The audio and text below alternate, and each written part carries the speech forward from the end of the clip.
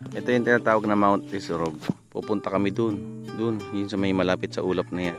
Diyan sa gitna niyan, may falls. Hindi siya maniwala na diyan kami pupunta. So, see you later guys. For today's video, dahil monthsary namin ng partner ko, ipapasyal namin kayo sa isa sa pinakamagandang falls sa Camarines Sur, sa Mount Isarog. Tara, puntahan natin. Ayun guys, yun yung pinaka-dead end ng kalsada. Dito sa tuktok ng bundok, ayun yung pinakataas. Imagine guys, nasa pinakatuktok kami. Ayun yung bayan sa baba. Dito kami ngayon sa tuktok ng Mount Isarog.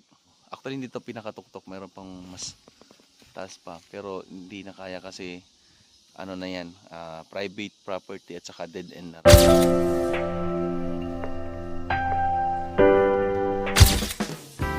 Mahigit 20 years na ako hindi nakabalik ng Camarines Sur, kaya medyo limot ko na ang ibang daanan. Itong dinadaanan namin akala ko ito pa rin yung dati, kaya pala nagtataka ako, bakit sobrang pababa ng mga hagdanan tapos parang walang tao. So ayan guys, pababa kami. Pero tinuloy pa rin namin hanggang sa baba, pero wala talagang katao-tao, kaya nagmadali rin kaming bumalik at kinikilabutan na kami, mali talaga yung nadaanan namin. Langgam ka pa ba? 2 hours later. Ngayon lang namin na-realize na mali yung dinaanan namin kanina. So, ayun sa wakas, nakita na rin namin yung tamang daanan, buti na lang nagtanong-tanong kami, at tinulungan na rin kami ng 2 bata para hindi kami maligaw, sila na rin yung pinaka-tour guide namin. Ito sure na to, papunta na talaga sa falls. At ito na nga guys. At sa wakas, narating na rin namin, ang kaso parang malakas pa ang ihi ko. Thank you sa aming mga tour guide.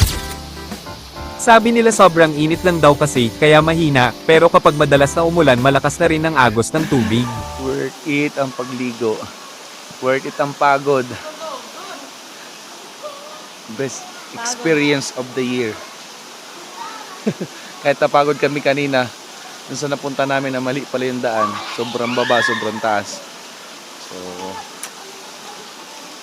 Punta sa kabila. ito yung pangalawang paliguan. Actually, meron pa sa baba. So, ayun lang guys, salamat po sa panonood.